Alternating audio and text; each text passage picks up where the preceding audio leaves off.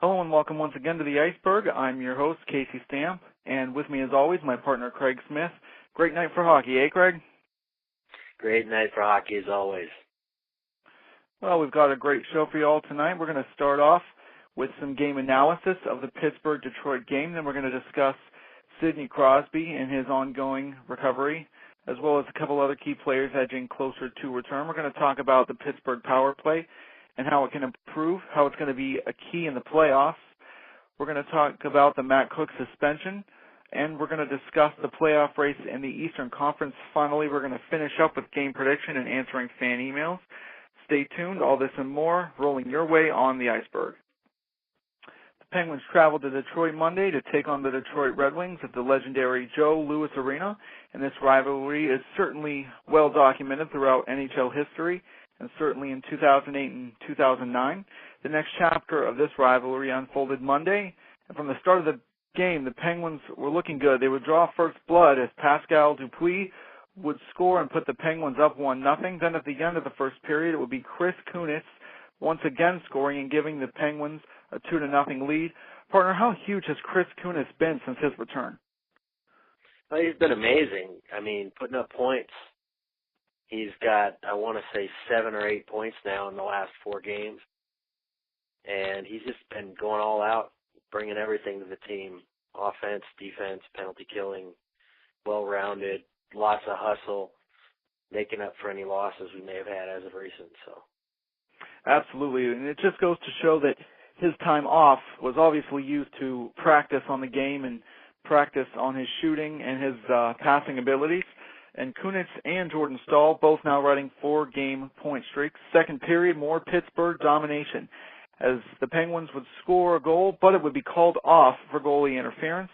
Later in the period, while killing a penalty to Matt Niskanen, Pascal Dupuis would once again score, making it 3-0. And then at 13-16, Tyler Kennedy would have his 17th of the year, making it a 4-0 Penguins lead. Later in the period, Detroit would get on the board as Henrik Zetterberg would cut into the Penguins' lead, making it 4-1 on a backhanded shot.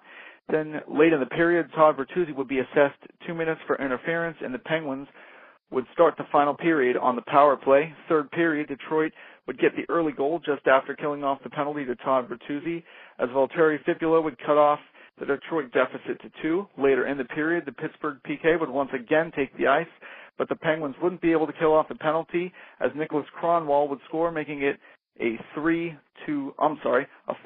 game. The Penguins would again be penalized just a few seconds later, and Mike Modano would tie the game. Partner, what do you make of the officiating in this tightly contested game? well, if you look at the first 2 periods, it was pretty much down the line.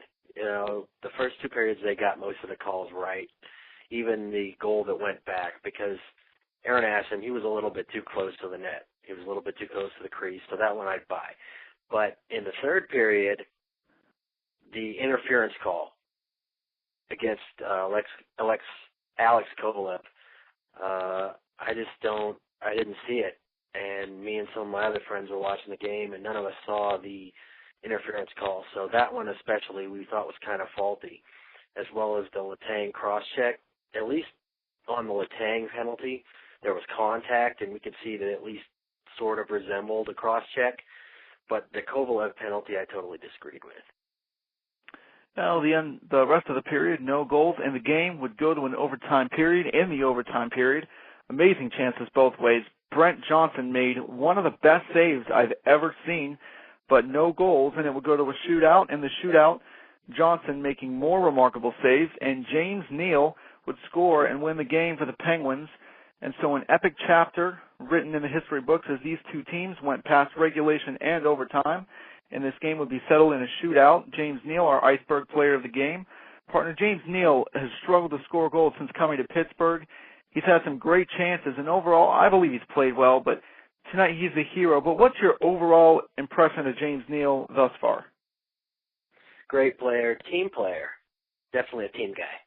We brought him over for Dallas, and he was a great team player over there, and he's quickly integrated with everybody over in Pittsburgh, and he's been putting up points, winning games. Between him and Kovalev, we're winning the shootouts with the guys we brought in, so it's great and wonderful. And I also wanted to touch on the Brett Johnson thing. Not only did he make the great overtime save with the glove, but also he had a 2-on-1 situation in the third period that could have led to defeat, but he made this amazing butterfly save and stopped the 2-on-1 rush. Absolutely, that save where he sprawled out, and that just goes to show you how much Brent Johnson wants to win. Of course, a second-generation goaltender. And, going back to the James Neal thing, he's quickly becoming a fan favorite in the Steel City. All right, we're going to take our first break, and when we return, we're going to talk about Sidney Crosby, his workouts. Don't go anywhere. Stay tuned right here on the Iceberg. Welcome back. Sidney Crosby, the best player in the world, the most recognizable player in hockey. He hasn't played an NHL game since January 5th, and that was against the Tampa Bay Lightning. About a week ago, it was announced that he had been symptom-free for a few days. He began skating for short, usually 15-minute intervals and doing some light drills. He continues to skate this week. The workouts are getting a bit heavier each time, and he's begun to take part in off-ice workouts as well. All this seems to be slowly leading up to a possible comeback in April, barring any setbacks.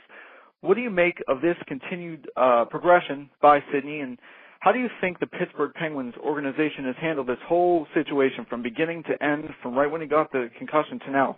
What do you make of the way that Ray Shero and Mario Lemieux and Dan Bilesman have handled this situation? Well, I think you got to look at one thing is anybody else probably wouldn't be back even for the playoffs. The dedication of Sidney Crosby is amazing. And second, you have to look at the fact that there's a lot of detractors. There's people that don't even like hockey that like Sidney Crosby, and there's people that don't even like hockey that don't like him. So the fact that he's been able to come back from this sort of injury and work this hard, it disproves anyone who would say something like that he was a crybaby or that he was weak. I think he looks especially strong to the entire league right now. So it's amazing. Absolutely, and it's just remarkable to see how much the kid really loves what he does. And, he wants to be back on the ice. It seemed like, when they were asking him about it before he started working out, he just seemed really kind of bummed about the fact that he wasn't able to play. And I think ultimately that's why they sent him home to his family for a few weeks, just to kind of get out of the media eye. And he really, really loves what he does. He eats, sleeps, and breathes hockey. And this goes to show you how much dedication he really does have coming back this season. And he was having a legendary season up until his injury, and he is still in the top 10 in NHL scoring and still leads the Pens in scoring even after being out for a few months now. Partner, if Crosby returns this season, what do you expect to see? Do you think it's going to be a slow transition back to his game, or do you think he'll kind of pick up where he left off?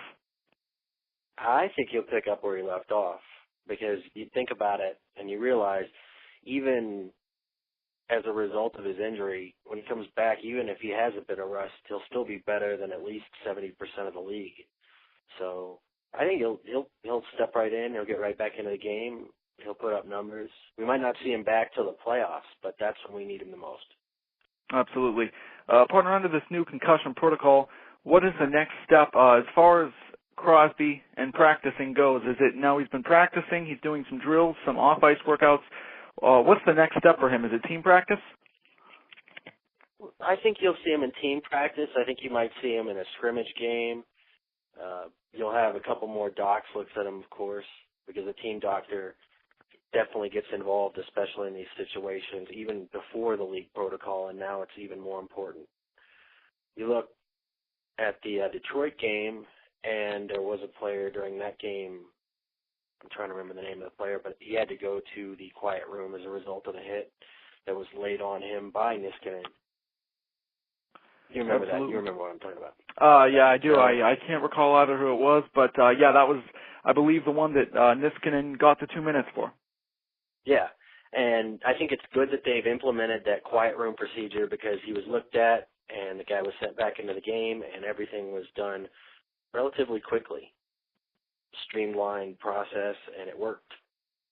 So absolutely, and it's wonderful concussion protocol now, and that was one of the things that Gary Bettman implemented in his 5-point plan: immediate removal of anyone that seems disoriented after any kind of hit, and especially any hits to the head or boarding hits. Obviously, if a player